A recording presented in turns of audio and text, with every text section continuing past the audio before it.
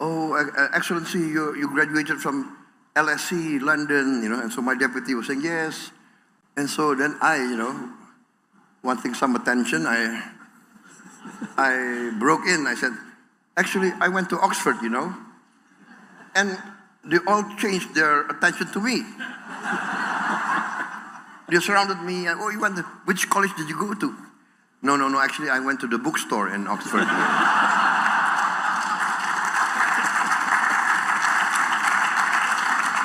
But no, this works every time. It works every time. Yeah. Just now, a few minutes ago, I think there was Ted Oisius, yeah? Ted was there with William, right? And apparently both of them were graduates of Harvard, right? So they were very proud of it, So they mentioned it. Yeah, we are Harvard graduates, same class, 1984, right? He said. So, I didn't want to lose out. So I said, no, I also went to Harvard. So Ted comes, wait, which college did you go to? I said, no, I went to the bookstore in Harvard. I got him, So it works every time. 68, I returned back to Indonesia. At that time, of course, there was a political change. President Sukarno was replaced by President Suharto. My father was called back by President Suharto to serve in President Suharto's government. And I returned back to Indonesia, 1968. You also, by the way, the president has a sense of humor. Tell us about how you went to Harvard. No. I know that the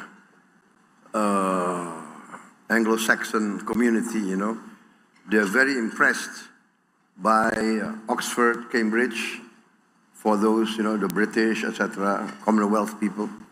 Very impressed hearing the words Oxford and Cambridge. And for the American-oriented people, very impressed by Harvard, MIT, Princeton, Cornell. So I understood that. So one day I was in a reception. It was the Queen's birthday, I think. Queen's birthday in Jakarta, and I was there with my deputies. I was chairman of the party, he was the deputy chairman. He graduated from the London School of Economics. So in the reception, all the young British diplomats surrounded him and didn't address me at all, right? So why? Because I keep hearing, oh, Excellency, you graduated from LSE, London, and so my deputy was saying yes. And so then I, wanting some attention, I broke in. I said, actually, I went to Oxford, and they all changed their attention to me. They surrounded me, and, oh, which college did you go to? No, actually, I went to the bookstore in Oxford.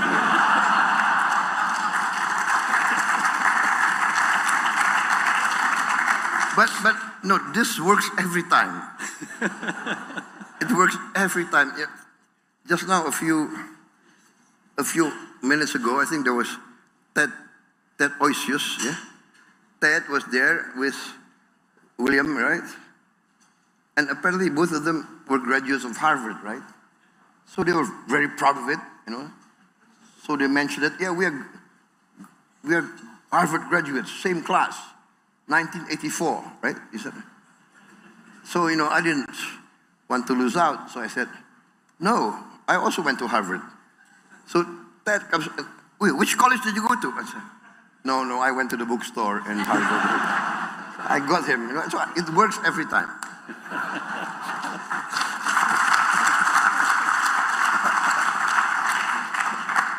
Well, you come from a very distinguished family. Your grandfather was a founder of a very notable bank, and your father was a brilliant economist who served Chicago hard, but also was not afraid to try to make a change when he thought one was needed. Your father helped shape your philosophy. So, given your family background, how did they shape your economic thinking? I think you are correct, because you know my grandfather lived in the times of in the colony of Holland, of Netherlands. My father went to school in Netherlands and graduated there in economics, and so this was the 40s, right? And then of course we were in the middle of this great,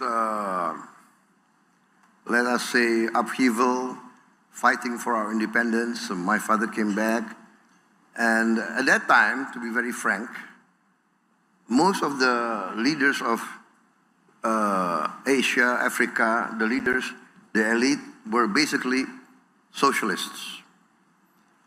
Because at that time, socialism, in fact, even Marxism, communism, they were the movement that really advocated for freedom against the colonialists and the imperialists. I think that's why a lot of Asian, African leaders, movements of the young were practically left-wing socialists. Many were communists, and my father was also a socialist in his young days. In fact, he was a leader of the Socialist Party of Indonesia.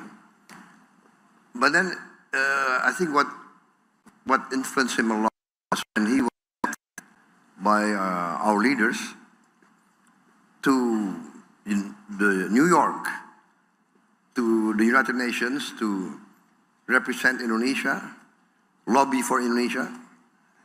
And he was there, and there he made friendship with a lot of American leaders who basically were business leaders, who were capitalists. But many American capitalists in those days and leaders were also anti-imperialist and anti-colonialism. They were against all this colonial and imperialist movement, and America at that time was in the forefront of actually basically forcing the European colonial powers to decolonize. So I think that's my father got, and he was helped a lot by many American business leaders. He always talked of this Matthew Fox, I think. Matthew B. Fox. It was at that time, I think, the founder of 20th Century Fox, I think, who became a good friend of my father and always helped the Indonesian. Relate the story first of a company that came in that made you an offer. They thought you couldn't refuse, but you did.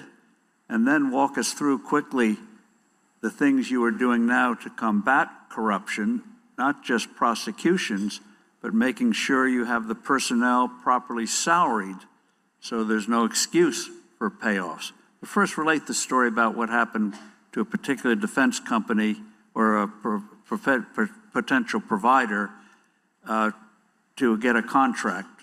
It was rather brazen. Yeah. I mean, corruption is very difficult.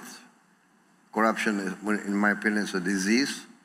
Once it reaches stadium 4, like cancer, it's very difficult. But corruption, in my reading of history, corruption will destroy countries, nations, and regimes. So, yeah, I am determined to try to cut down corruption, and then sometimes the only thing is you must give the example, right? So yes, when I became Minister of Defense, the first night I became Minister of Defense, I remember I called in all my relatives, my nephews, I don't know if my brother was in the room, but I said, listen, I'm the Minister of Defense. Yeah, you guys cannot go into the Minister of Defense for any defense contract, right? Understand that. So that's what I try to do. But of course, after 2-3 months, you know, business people are very creative, right? Especially Indonesian business people. So they will find ways and means. And then one day I found one of my nephew coming to me, right, with a project. I said, oh, come on, you've never been in defense. You don't understand defense, okay? So no, look for other business. So one time we had a defense project conference in the Ministry of Defense. So my head of logistics reported to me, sir, we have these 250 projects. And let me report to you, project number 1, whatever, 3 companies in the short list. Company A, Company B, Company 3. Oh, by the way, sir, I would like to report in Company C, there's one of your nephews. Write him off. Go down the list. Oh, by the way, sir, in this project, your other nephews. Write him off. I wrote off all my family. And so in the comment, maybe I reported the names. And then they might have passed. So I had difficulty meeting my nephews for 3 or 4 months after that. But yeah, you have to give example. It's not easy, but you have to do it. And then now, the problem for Indonesia, I think, is this. If we can get this done well, I think very fast we will be the surprise of the world. For instance, I came into 2 islands of Indonesia, Bangka and Belitung, and we got a report there were 1,000 illegal tin mines. 1,000 on these 2 islands. And we were losing maybe 80% of our total tin production to these illegal miners and through smuggling. And I said this has to stop. I made a military training program with naval ships, airplanes, helicopters, drones, and we just blocked these 2 islands. No vessel can come in and out without us knowing what's inside. And basically we stopped the smuggling. One sampan tried to go out. We found out there tin on the sampans. Can you imagine? So, and then we confiscated several cases of tin ingots, rare earth, etc., etc. We calculated that we saved our country about a couple of $2 billion. So next year, the increase of tin production, we hope, will come back to its original position, and we should be earning maybe at least 3 or 4 times what we were earning last year. So this is just one example of what we recovered. We also, of course, I took over from the previous government, handed me over the problem of about, I was reported come to us, sir, out of the millions of hectares of palm oil, about 5,000 are in violation of the law. What? Yes. Oh, no, so not 5,000, 5 million. 5 million hectares are in violation of the law.